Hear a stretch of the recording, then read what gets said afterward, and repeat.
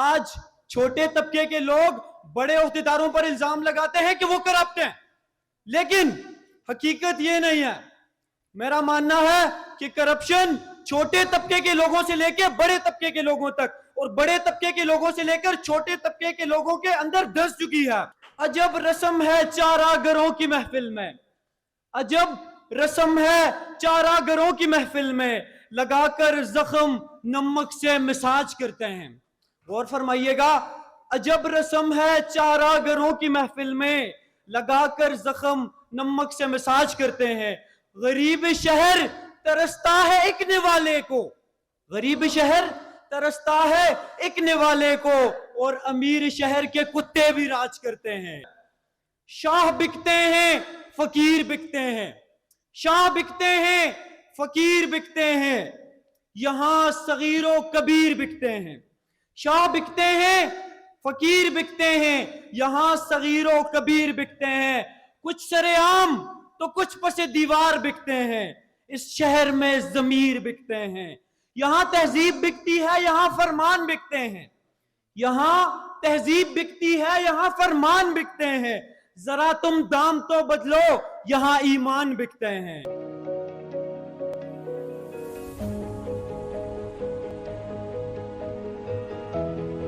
Jury panel کی طرف سے اگر پرمیشن ہے تو باقاعدہ پروگرام کو شروع کیا جا سکے۔ I would like to invite the first student of speech competition, annual speech competition, which is presented by Voice of Buffer Welfare Foundation 2023 annual competition of speech. Student name Huzaifa Khan from Noor Public School and College Mansira, class second year. Topic is corruption. To please come on the dais and deliver the speech with the front of student, audience and the jury panels. اعوذ باللہ من الشیطان الرجیم، بسم اللہ الرحمن الرحیم۔ ابتدا ہے رب کریم کے بابرکت نام سے جو ہماری شہرگ سے بھی زیادہ قریب ہے۔ واجب الاحترام ارباب علم و دانش اور میرے معزز سامعین و حاضرین، السلام علیکم۔ آج کی اس پروقار تقریب میں میرا موضوع سخن ہے کرپشن اور اس کا خاتمہ۔ اسی سلسلے میں چند گزارشات بیان کرنے کے لیے میں آپ کے قیمتی وقت سے کچھ لمحات چرانے کی جسارت کرنا چاہتا ہوں۔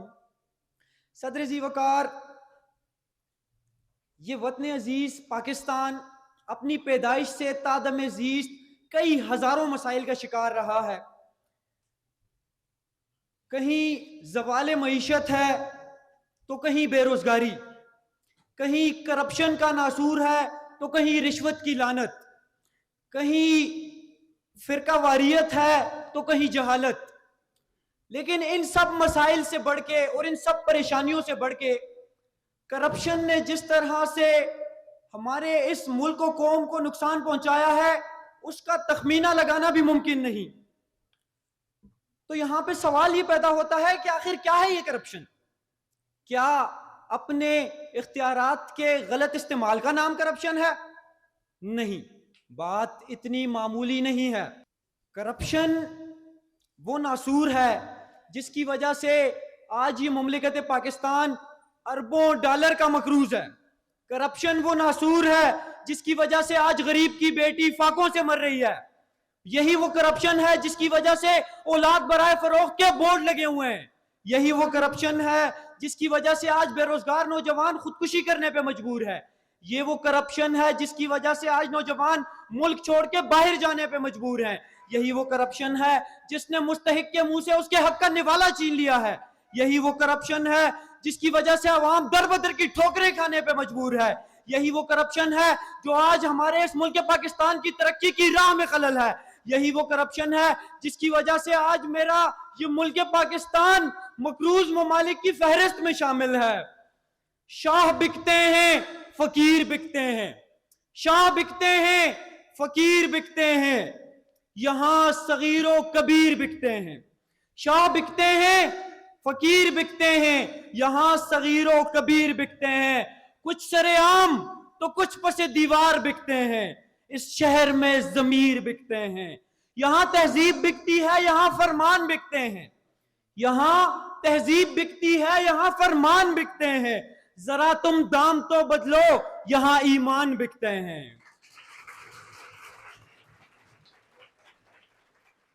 جناب صدر، اگر پاکستان کے حالات پر بات کی جائے تو مجھے نہایت افسوس کے ساتھ کہنا پڑتا ہے کہ کرپشن نے ہمارے ملک کی جڑوں کو اس قدر کھوکھلا کر دیا ہے کہ اگر ہمیں ایٹمی قوتیں اور بیرونی طاقتیں تباہ نہ بھی کریں تب بھی یہ کرپشن ہمیں تباہ کرنے کے لیے کافی ہے۔ عجب رسم ہے چارہ گروں کی محفل میں، عجب رسم ہے چارہ گروں کی محفل میں، لگا کر زخم نمک سے مساج کرتے ہیں۔ غور فرمائیے گا، عجب رسم ہے چارہ گروں کی محفل میں، لگا کر زخم نمک سے مساج کرتے ہیں۔ غریب شہر ترستا ہے ایک نوالے کو، غریب شہر ترستا ہے ایک نوالے کو، اور امیر شہر کے کتے بھی راج کرتے ہیں۔ صدر ذی وقار، آج چھوٹے طبقے کے لوگ بڑے عہدیداروں پر الزام لگاتے ہیں کہ وہ کرپٹ ہیں، لیکن حقیقت یہ نہیں ہے۔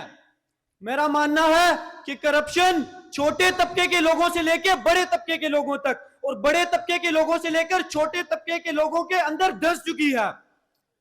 اگر کوئی مزدور اپنی مزدوری کے وقت میں محنت سے کام نہیں کرتا تو وہ بھی کرپشن ہے۔